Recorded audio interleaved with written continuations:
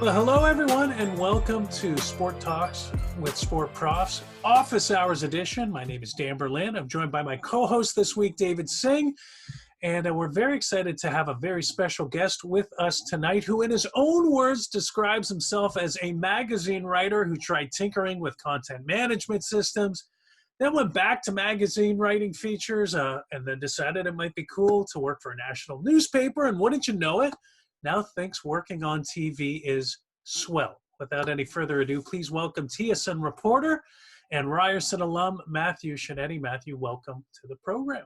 That is maybe the most appropriate introduction I've ever heard of myself given, Dan. Thank you. Well, hey, listen, it was written beautifully by yourself. So, hey, well done. Hey, listen, I guess, how are things been going for you? I mean, the pandemic has changed sport. I mean, certainly sports is back, but take us through what the last 6 months has been like for you and how you're holding up.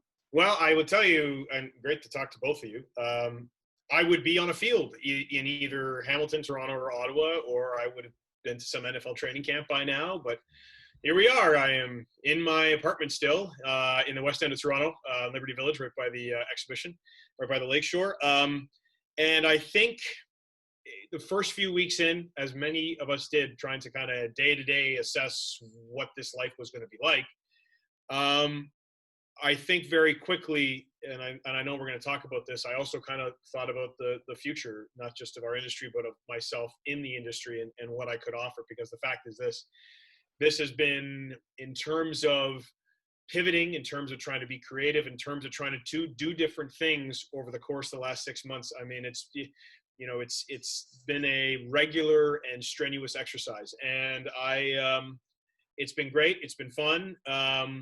And I use those words because if you think about really kind of the reality of what we're dealing with, it can sometimes be overwhelming. But at the same time, I've enjoyed trying to creatively push myself in different directions, offer myself to TSN in different ways. And I think it's true of everybody. And I know I've spoken to many of your great classes, Dan, about this.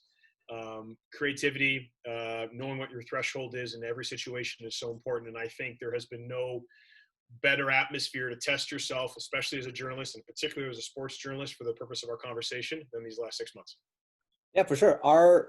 As journalists, it's been unique for us because our hands are tied. Access that we have to athletes has gone out the window. Now, everything is either via the phone, if you're lucky, or Zoom calls, which everyone else is on.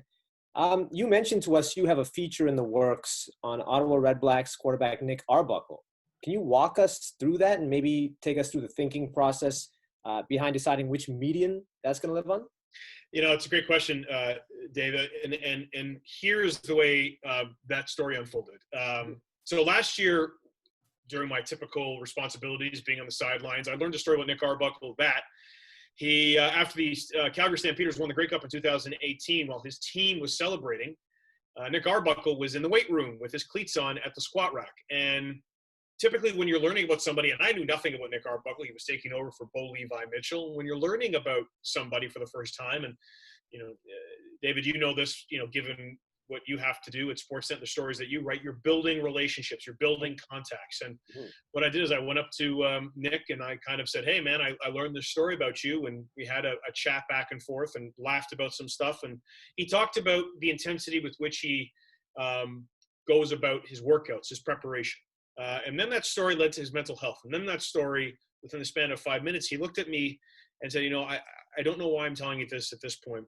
My mother suffered from mental health issues, and she committed suicide when I was a child. And immediately, when you're a reporter, and you're constantly trying to mine, as both you two know, you're constantly trying to mine potential features and content.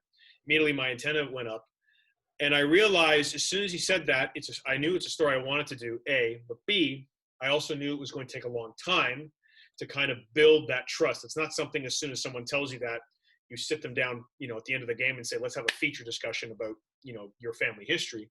Mm-hmm. It was going to take time, patience, and to your point about a medium, it was going to take a lot of creativity in terms of where do we put this? Because irrespective of whether or not we're in a global pandemic or we're not, we have to come to a point, especially now, and we have to be creative. Platform agnostic is something that our executives at TSN, and I'm sure, David, you've heard at Sportsnet, have always said, which is, if you have a piece of content, it's just not meant to live on SportsCenter or Sportsnet Connected. It's not meant to just live on the web. It's not just meant to live on digital SportsCenter in our case. It's something that we should be able to kind of stretch out and sprinkle and expand in different forms across different mediums. So when the pandemic happened and we got closed down or locked down, I said to myself, okay, I don't know if there's going to be a CFL season, but this is a story that doesn't necessarily have to be contained within a CFL season. It really is. And the more I learned about the story, and I did some pre-interviews with Nick and his best friend, I learned that this is a story that is about one's personal journey through grief. And I spoke to very, very one of our incredibly talented feature producers, Matt Dorman, who, for those your students who have seen it, it's done the Paul Ranger feature for TSN, and he did The Sound of Thunder also, which is about an indigenous community who had a baseball team. Impactful stuff, award-winning stuff. And so he and I started to talk about, well, where does this story go? In what form does this story live? And I originally, and still do, and still intend on writing a feature about it.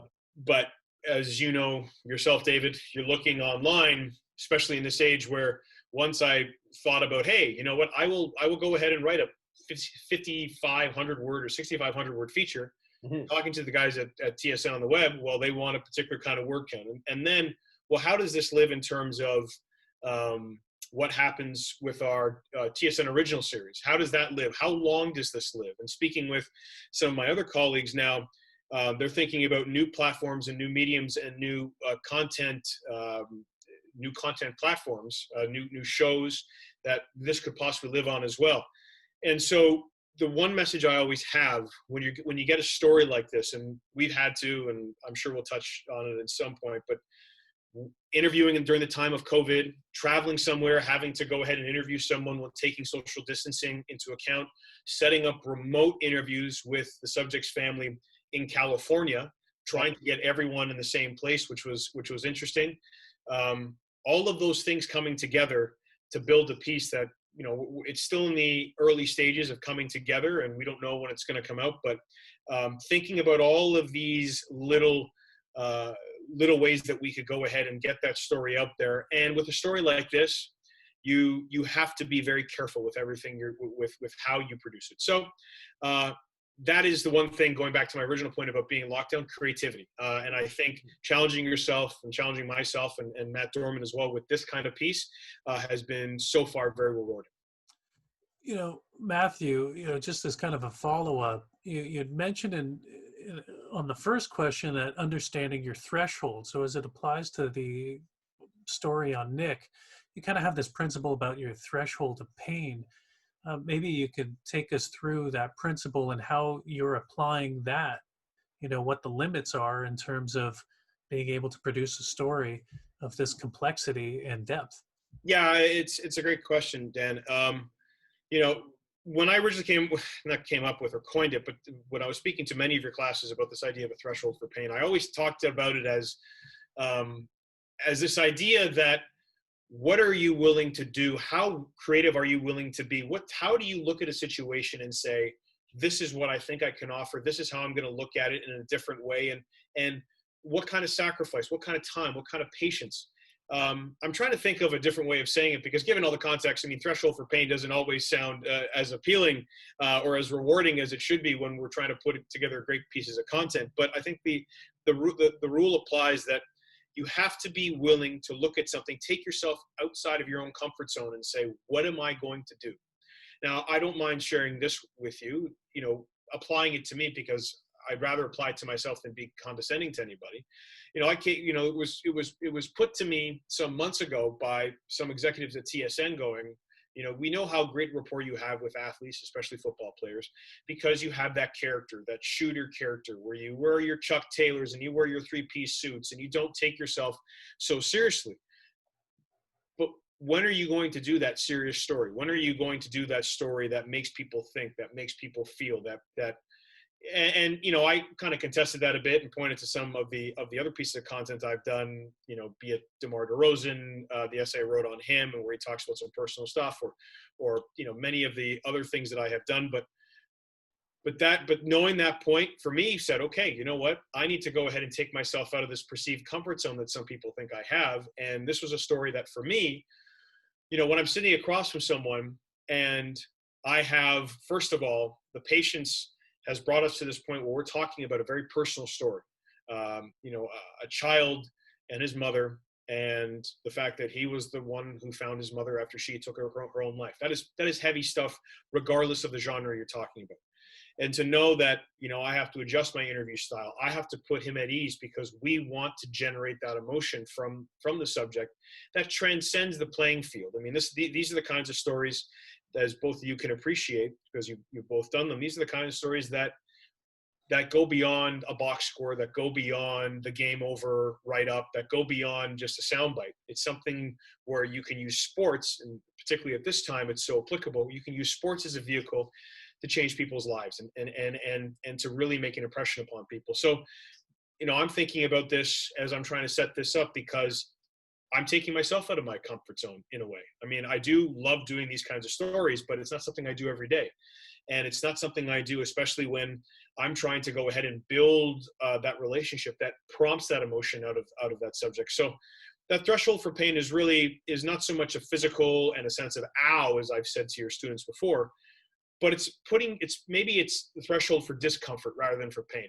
What are you going to do when you look at a piece of content to say, sure, I might see it on the surface level like this, but if I turn it, or if I look at it a different way, if I ask for other opinions and think of it creatively, what more can I get out of it? And, for this particular piece, we continue to find, I literally have numerous discussions with the producer every day about different ways of looking at this story, different things that we can tease out of it, different things that we can do with it. Now, you don't want to overthink what you're doing, but when you have this piece of content, you want to be able to know that you're covering all your bases, no pun intended, because you want to go ahead and actually know that you're giving the audience the best kind of story. Yeah, and David, I'll let you ask in a sec, but I mean, what I really take from that, Matthew, what I think is so poignant is just this idea that you have to look for ways to continuously push yourself. And when you're pushing yourself, you're growing, whether it be as a reporter, as a journalist, as a human being. And there is usually a pain that comes with a discomfort that comes with pushing yourself to be better and not settling. I mean, the analogy I would gain would be, watching Adam Sandler, be one of the best comedians of the last 20 years and come out with hidden gems. Yeah. And then look at that and say, I'm not used to you doing that, but it speaks to your versatility, your desire, and, your ability ultimately. So I obviously wish you luck in this project, but I really have no doubt you're going to do it just based on this ideal of understanding where this threshold exists and that you do want to continue to push those borders. So kudos to you on that. David. Yeah, no, sorry to interrupt there, Dan. That's a great point. I wanted to bring up the Matthew talked about building a rapport with players, right? And building a trust with players. And that came to fruition beautifully with the stuff you've done with DeRozan. And, the essay Obsession, like that was it was a fantastic watch. I wanted to ask you about that, but before I do, our students maybe don't understand that when you're a journalist, it's not exactly easy to build trust with players. I mean, a lot of players, when we've both been in locker rooms, a lot of players don't want us to be there. A lot of players prefer not to be asked questions. So it is a interesting line to walk for a journalist to get to the point where you are, where you're building trust with these guys to the point where they're talking to you. The Red Blacks QB is talking to you about a personal issue from his childhood. DeRozan is narrating something for you on camera. What's your approach mentally, when the camera's off, the tape recorder's off, on a day-to-day basis in building this kind of relationship and rapport with players that can lead to the projects that you've done? That's a great question. I'd love to know your process too, David, because I find that every process is different. I'll give you a quick story. My first year at TSN, one particular hockey player, I think Dan, I might have mentioned this to Dan many years ago, but one particular hockey player wasn't too happy with my line of questioning, brought me outside of an NHL locker room and proceeded to give me his own lesson in journalism and how he would like questions to be asked. And you kind of have to understand, as you say, that some of those NHLers, to be frank, or athletes in general, I mean, it's irrespective of sport, it's irrespective of the person. Some guys, like, that is, as you often hear, this is their sanctuary, this is the place where they feel comfortable, and anyone who comes in is automatically putting them at a level of discomfort.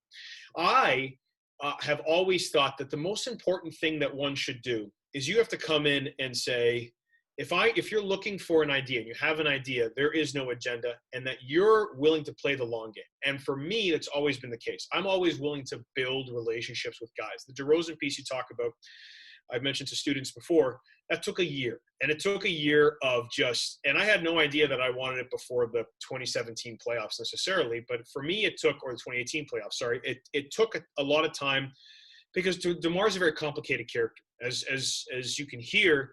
And for me to say to him and be like, okay, man, I want to go ahead and write something with you. I want to write something with you where we interview, and I'm basically writing something that's in your voice, that's in your words, that crystallizes how you feel about your process, including some aspects of your mental health, including some personal aspects that are in that essay. And that took a lot of time, and it takes patience. That's very difficult now because of just the social media and the mediums that we have around us that are constantly inundating us with this desire to consume content now. Give me it right now. If it's tomorrow, it's too late. And that's challenging. That is incredibly challenging for us in this position. And I'm sure, David, pointing to your piece about Manny Malhotra, which was so good, you're building a relationship with somebody, and in your own head, you have to have this kind of idea as you're building this relationship. You don't want to get too close because, listen, I have friends who are athletes, but I don't like the idea of befriending them for the purpose of leveraging them. Mm-hmm. If it's a transaction, I mean, I am a gatekeeper in a respect, and I'm trying to tell a good story that I found out. And I think with respect to that particular piece and to Nick Arbuckle's piece, and, one I did with Christine Sinclair and Michael Bradley and Patrick Chan, these were all things where I came to them and said, I have an idea and I want to talk to you about it. Mm-hmm. And as you're talking to them about this idea, and I'll point to an example with Patrick Chan, you also have to kind of build a relationship where they know, especially with something like this, where you're giving them a platform and you're saying, I want to collaborate with you. You have to kind of move with them, and kind of everyone is different. And, there came a situation with Patrick where he made a reference to competing for Canada and feeling a level of discomfort with people and the flag and all of this stuff. And, I sat down with him, we had a discussion, and it wasn't necessarily about editing it out, but saying, is that what you want to say? Is that what you truly feel? Is this how you want to go about sharing this story? And, when you're making those personal connections and you're trying to build on them and you're trying to go ahead and create content, it really is a tremendous mental exercise. Especially when you have to come, because, and this is one thing I learned, early on in my career.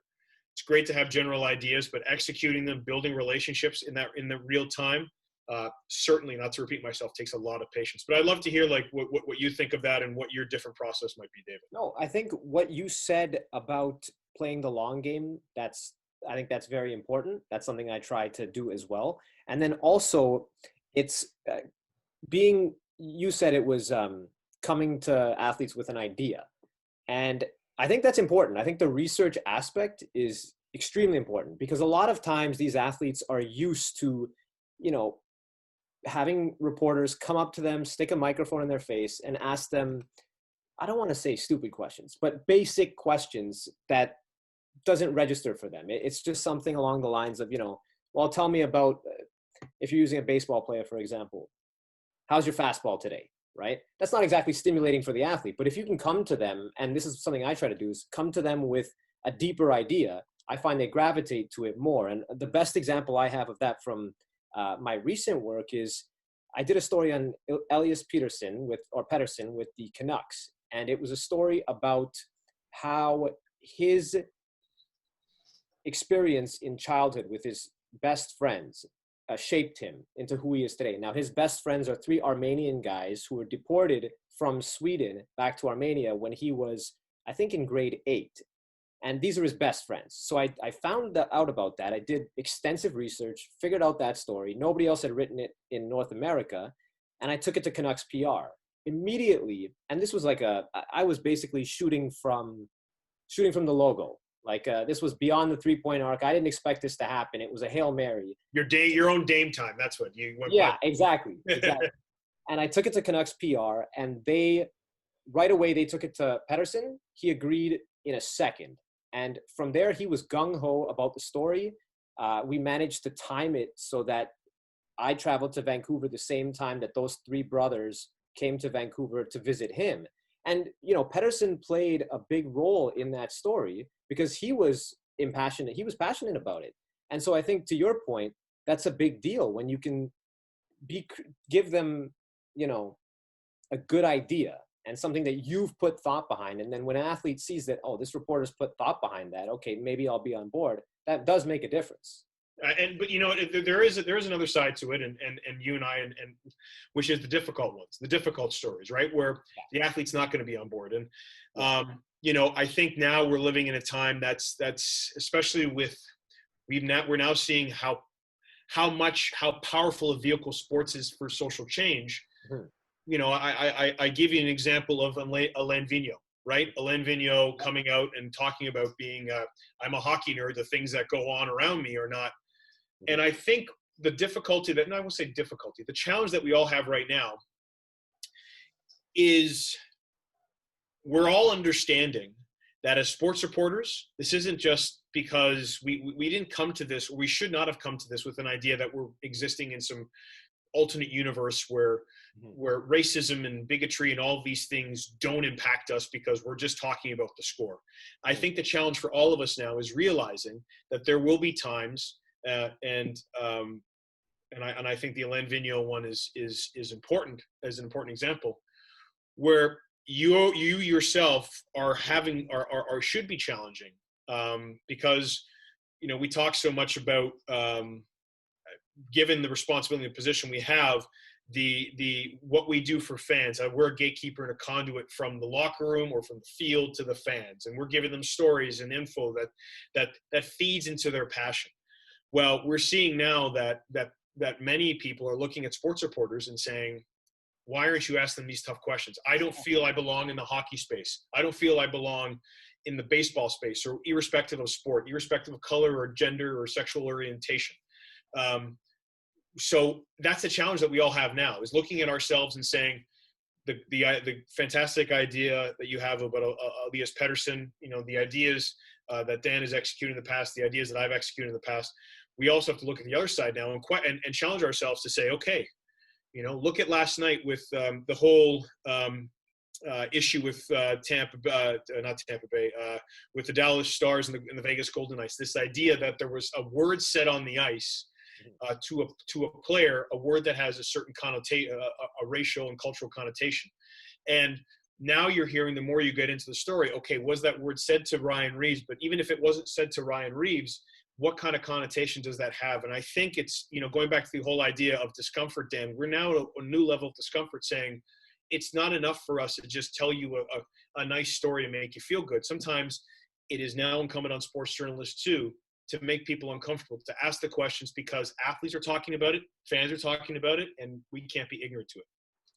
Yeah, I agree. I think there are some really, tough conversations that are worth having. Certainly, I know David and I, as we approach our lectures, we're certainly in a situation where we're looking, to address the things that need to be talking about in an open, respectful, inclusive way. And, these are hard conversations to have. And certainly, Matt, it sounds like, you're stepping up. I mean, one just point about, both of you and doing these long form features, just to speak to this idea of the long game, what really kind of resonated for me, just for both of you, and what is afforded maybe to somebody who has the opportunity to build relationships longer term, it's this idea of building your brand, this idea that, it's what, you're not just somebody who showed up in a locker room one day and trying to, get a story and sometimes cut corners or look for something kind of sensational in nature. I mean, I think the brand becomes really important. And certainly when I think of both of you, you know, brand stands for, well, quality, of course, you know, your quality of your work and how people perceive your work to know that they can trust you. But I think the one thing I'd be interested in talking to both of you about, and listen, it certainly lends itself to the times that we're in now where, you know, things are very much heightened as it relates to, you know, purpose and purposeful work. You know, I think brand, certainly for me, has always been driven by the purpose, why I do the work that I do. And I'd love to hear from both of you. And Matthew, maybe we'll start with you, but just what, as you build your brand, as you build that trust with athletes, how much of your purpose and your brand as it relates to your purpose plays out? I had to be comfortable with myself in that space, because I knew initially that if I walked into, and when I was with the National Post, I covered horse racing and figure skating and motorsports. And I always kind of, for a while, felt uncomfortable because I didn't feel like I was myself in my own skin. And, you know, that comes with time. And I always want to disabuse anybody who thinks they're going to walk into this profession and they're just going to have all the stories and they're going to go ahead and just be, you know, Gary Smith of Sports Illustrated and just write these incredible opuses of sports and life and how they intersect. I think you need to find yourself. I mean, good work, you nailed it, Dan. You know, good work and the quality of your work is the first hallmark of who you are. And, you know, that great work and how it looks isn't the same for everybody. But as you move further into this space, as you continue to challenge yourself and put yourself at a level of discomfort, a lot of that discomfort comes from, okay, am I being myself? Am I opening myself up to my own vulnerabilities here? Because athletes are human beings; they're not automatons, and a lot of them, you know, they're so savvy when it comes to media that they'll see right through you. And if you're disingenuous in any way, they will see right through that. And I felt, for me, because, you know, I spent a lot of time, especially in the summer months with the CFL, I found that if I was going to walk on the field with guys who were wearing pads, some of them had 50, 60, 70 pounds on me, that I had to walk out there with a level of confidence. And I had to walk out there with that level of confidence, knowing this is who I am. Not confidence in like I'm bigger or better than you. No, just this is who I am. I own it. This is you know, and that was the first kind of icebreaker. So for me, because I had never really worn a suit before, didn't know how to blow dry my hair, hated wearing like wingtip shoes, I was like, okay, I have to wear this thing that is part of my uniform, but make it my own. So, you know, the Converse came in, and different colors of Converse came in, because it's an extension of my personality. You know, anyone who knows me knows that I can be kind of dorky and absent-minded, but don't take myself too seriously. I know my punchline before anybody else tells it to me, because I'm just comfortable with who I am. And I remember when I really started to do it in 2016, at a very kind of, you know, transformative moment in my own personal life. And I just said, hey, I have to give into this, because like this is my job and this is what I like doing and I want to get better at it. I'm not going to get better if I keep on like putting restrictions on myself and feeling I have to be something for somebody else. And there's, you know, it wasn't always successful, but I felt that if I was my genuine self in that space, and that itself, you know, is something, going back to my previous point about the challenges and what we have to talk to ourselves about as sports journalists, that is not the same for everybody. And I want to work towards making other people feel that kind of comfort in the space. But, you know, for me, being kind of that 3-piece suit, sneaker wearing dork who can't catch a football to save his life on live TV was a way for me to go to athletes and say, hey, man, we're on the field, we're enjoying sport, this is awesome. Like, let's and building kind of relationships like that. And, you know, it's not the same for everybody. And, you know, David, I guess for you,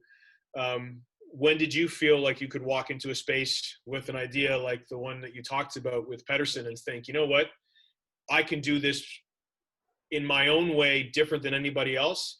And I know that I can sell this idea because I can do it, and the player and that athlete's going to buy into my vision. Yeah. So just taking it back for a second, I love what you said about feeling comfortable in your own skin. Like when you said that, it hit with me because you're absolutely right. For me, I started off in the industry. One of my first jobs in the industry was with MLB.com in a beat type role. So I would be, doing a beat reporter's job for the Blue Jays, and oftentimes for visiting teams that would roll through Rogers Center when MLB wouldn't send their American reporters. If they had the weekend off or something, I would kind of take over their duties. And I did that, didn't really like it. It wasn't for me. I moved around the industry after that, went to editing roles, thought I was going to be an editor, got to Sportsnet in an editing role, then transitioned back to writing. And even then I was doing day-to-day stories, beat type stories, not features. But then when I started writing features, something awoke in me, right? And that's when I started to realize that I was feeling more comfortable in my skin as a journalist. And then it became, okay, I knew I was I started to think about features in a different way. The story or the transformative moment for me was in 2018 when I went to Puerto Rico for a story on Roberto Alomar, a feature on Roberto Alomar. And basically just at the time I wasn't in a feature writing role. I hadn't written a lot of features for Sportsnet. I maybe had 5 or 6 under my belt. None required travel. All were just at Rogers Center or, in Buffalo or something like that. This was Puerto Rico. This was different. I basically told my editor, and I don't know where I got this confidence from. I think I just believed in the story. And the story was Alomar helping out kids in Puerto Rico by making a tournament for them so that they'd get noticed by American scouts. I believed in that story so much that I told my editor, listen, if you don't approve this, I'm going to fly to Puerto Rico myself, and I'm going to write this story myself on vacation time. I've been there. Yep, I've been there. And from that moment, it was a game changer for me. I went to Puerto Rico. I did a great job. And then at that point, I knew I wanted to write features, but even more so to feeling comfortable in my own skin, I knew the type of features I wanted to write. I wanted to write stuff that was moving away from the X's and O's, moving away from the inside sports stuff and focusing more on the human beings. And so that's where I found my personal brand and something, because it's what I enjoy doing. And I feel happy every day when I go to work and deal in that. So along with that brand stuff and feeling comfortable with who you are, there's a confidence that comes with that. Now, having gone through the Puerto Rico thing where I had to sell a story like that, and having gone through several stories where I'm focusing on athletes, the human side of them, I feel confident in telling that. And I think it shows in my work now. So just piggybacking off what you said, confidence is a huge thing. Yeah, I think, oh, sorry.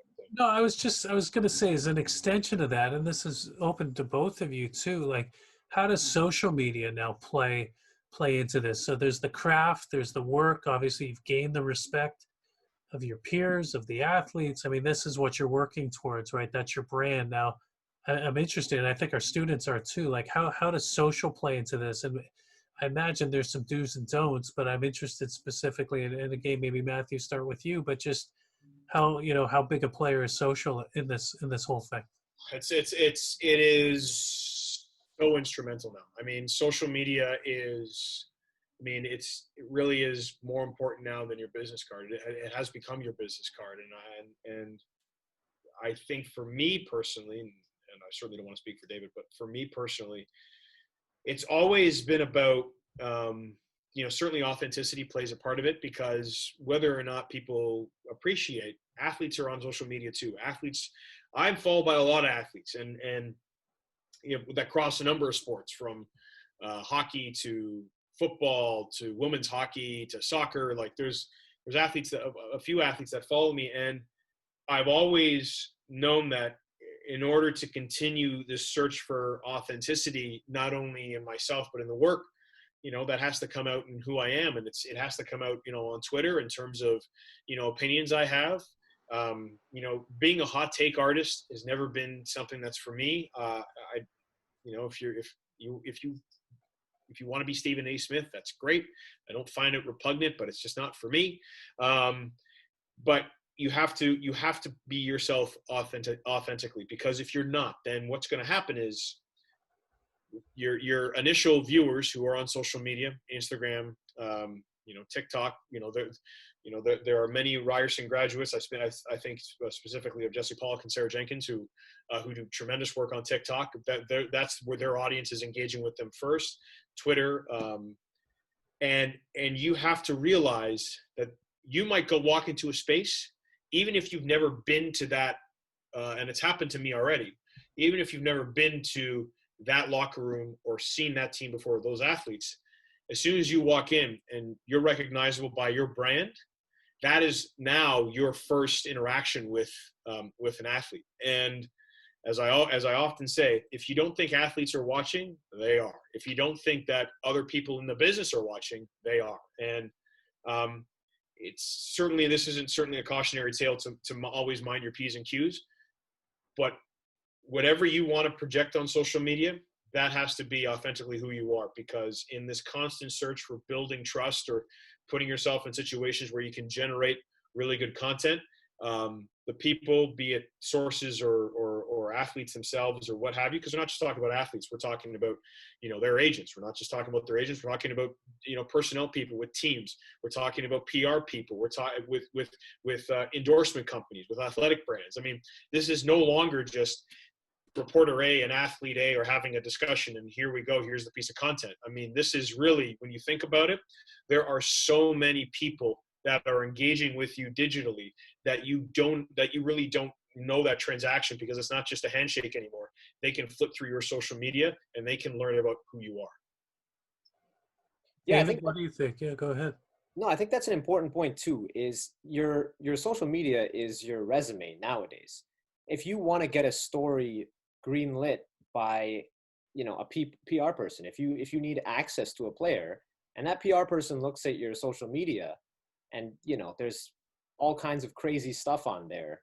And, speaking to our students, for example, like if you have party photos or things like that, that's not exactly going to entice the PR person into, working with you. And, speaking from, like you mentioned, people in the industry as well.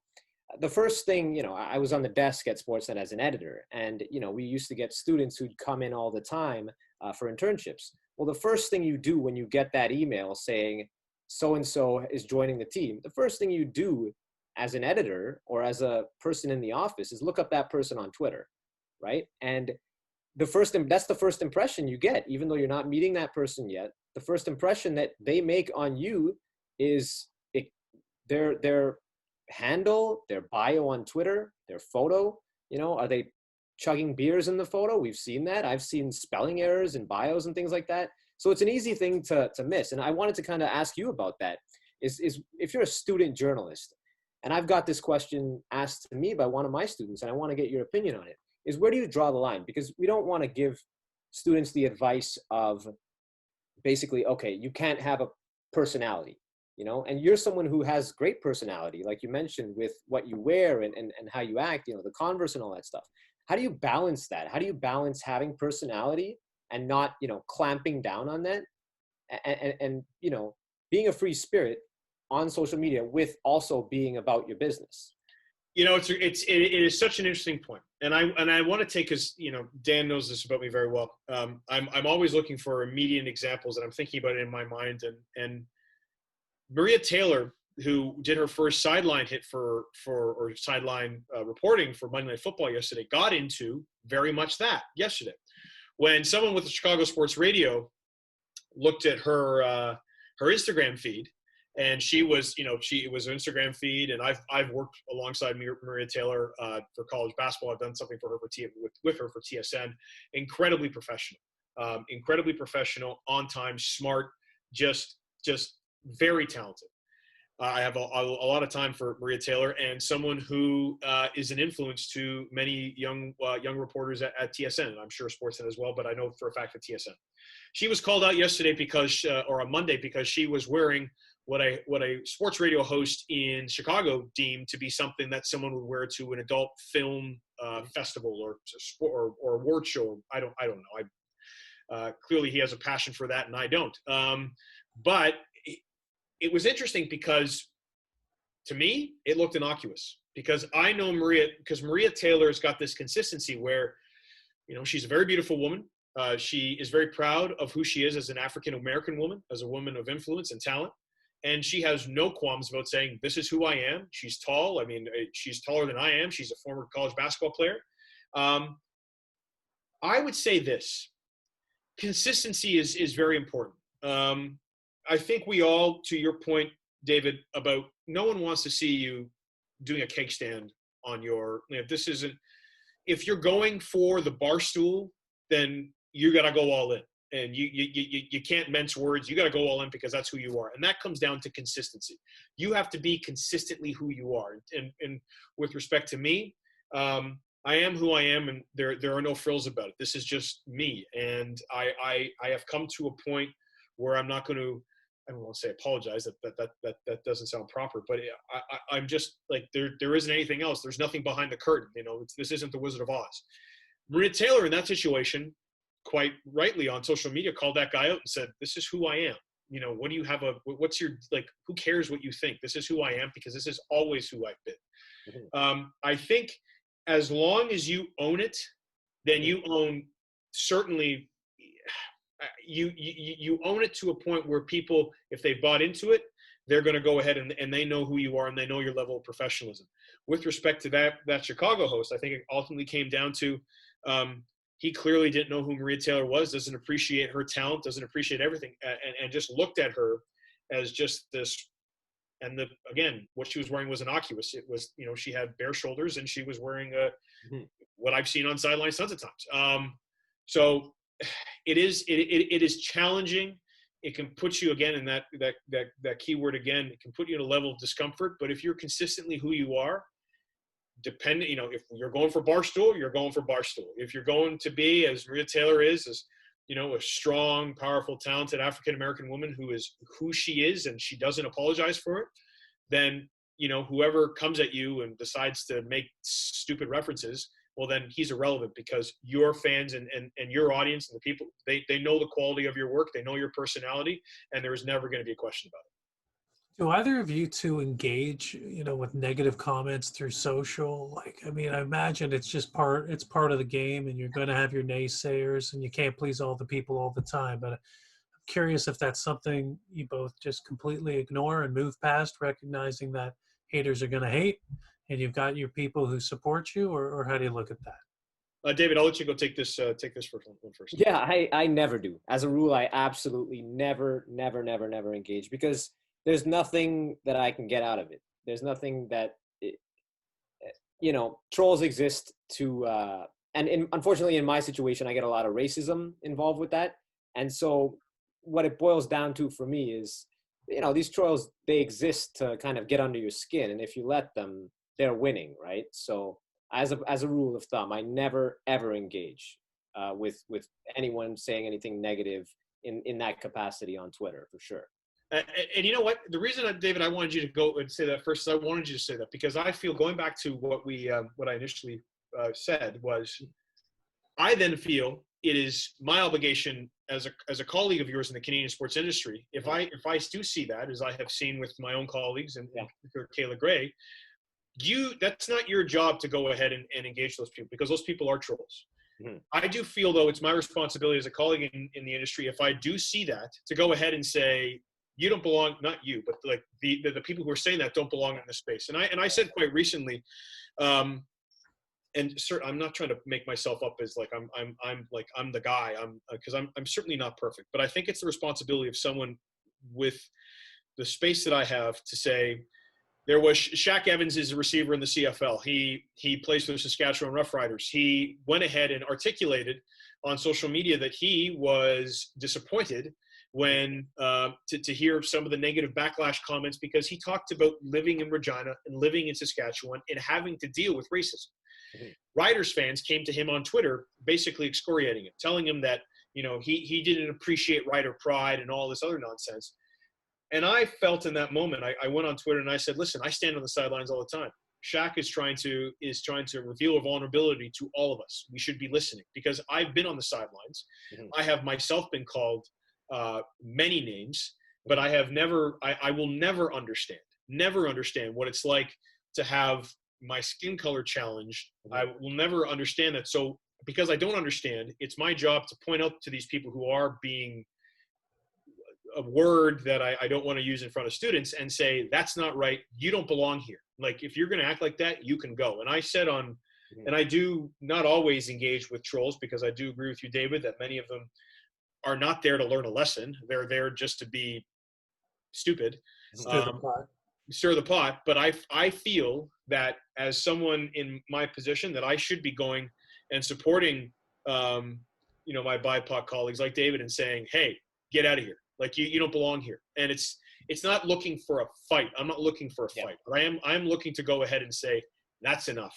Like, this sports doesn't belong. That's not yours. This isn't. If you think that's your space because you've had whatever going on in your life, that you can go ahead and put all of that and turn it into hate and put it on social media, like, get out of here, buddy. Like, I use one situation that I found quite disturbing, and sometimes you have to shake your head publicly.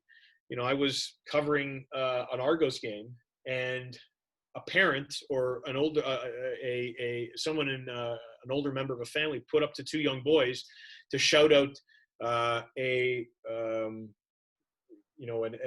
epithet at me, a homophobic epithet at me from the stands. And I'm like, doesn't affect me because I'm not gay, but I'm turning around going, like, why would, and then I put it out on social media going, if you're a parent, you're at the Argos game, and you thought it would be a great idea to put your kids up to that, shame on you.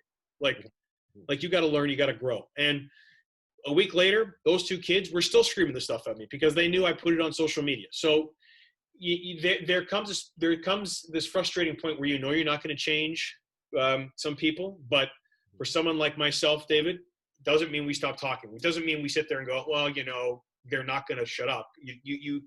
It's just saying, you have to keep saying it and keep saying and keep saying it. This stuff does not belong here. Yeah, no, that's an example. Like, that's the definition of what good allyship is, right? And so it's wonderful that you do that, and that you think that way. Dan will know this. We had a student in one of our classes, I think it was last week, who was a white student, and asked, because we had them read Donovan Bennett's big read about lack of diversity in Canadian media, and the student was white and said, how can I, I'm not a minority, right? Like, how can I help? How can I contribute? And what you described is exactly how somebody can help, right? Like, that's the definition of being an ally, is, standing up for somebody when they see an injustice happen, and then also keeping the conversation going and not ignoring it. I get a lot of, every minority, and, Kayla Gray's talked about this at TSN. Every minority during the social justice movement, right after George Floyd died, we all got text messages from people we work with and, friends saying, how can I help? How can I help? What you described is a easy way for somebody to help. And it's something that's actionable, something that doesn't take a lot of effort, just to keep the conversation going. Because the more you keep the conversation going, is the more things will begin to change and mindsets will begin to change. And it's an excellent point. I mean, I've known Donovan for a long time. I have nothing but the greatest amount of respect for him. He and I have had baseline discussions about this for many years. And his brother as well was involved in sports public relations. I can't understand, and I will never be able to understand, David, what it's like to try to establish yourself as a person of color in this industry. I can't. I don't understand it. And, my colleague, Kayla Gray, who I'm very proud of, I have regular conversations with her, and we talk about continuing the conversation because it is vital. And to go back to my point about how we're trying to understand sports place as a vehicle to continue this conversation about social change. And it is about those little things. It is about doing it. It is about being active, and even active in the sense of I'm having discussions with, white journalists across many sports. I had one today where I called a senior white colleague of mine to discuss what happened last night against the Stars and the Vegas Golden Knights, and I came in and I said, listen, I have no idea about hockey culture. I was bullied as a kid and have no connection to hockey culture. So I want to talk this through with you, because initially when I hear that word being used, my antenna goes up, because I cover sports that predominantly have African American, African Canadian, or people of color, as football, basketball, and soccer, and the Olympic Games. And we had a discussion because that reporter happens to cover a predominantly white sport, and I think that's part of where the conversation has to keep going, because I want there to continue to be spaces for, and I want the students who look up to Donovan and look up to you, David, and look up to Kayla Gray and look up to Jermaine Franklin and look up to Eric Thomas. I want them all to go ahead and know that somebody's got their back. That, certainly not going to go ahead and excoriate the person. Dan and I talked about this. Our students brought this up to me, Dan, a few years ago, where a producer from a certain network came in to one of your classes or sports media class and said, "Well, guys, good luck to you. I don't know what advice to give you, but you got to work hard." And I remember looking at the students going, really? Like, that was his, like, this giving advice, having dialogue, talking. I mean, David, are you and I in competition? Well, our companies are in competition, but that doesn't necessarily mean I can't talk to you. Doesn't necessarily mean I can't help you. Doesn't necessarily mean I don't consider you a colleague. I mean, that's, we have to stop looking at, in terms of when you're talking about reporter to reporter relations, like, well, you're competition and you might have a better story than I do. No. Just work harder, man. Like, this isn't about like a person of color is taking your space or someone is going to go ahead and try to take away what you think you've earned. No, just work hard. Just work hard, be who you are, and allow there for a space, allow there to be a space for someone who has a different life experience. Because as a writer, David, you know this very well. What you bring as a writer is something that different than what I bring as a writer.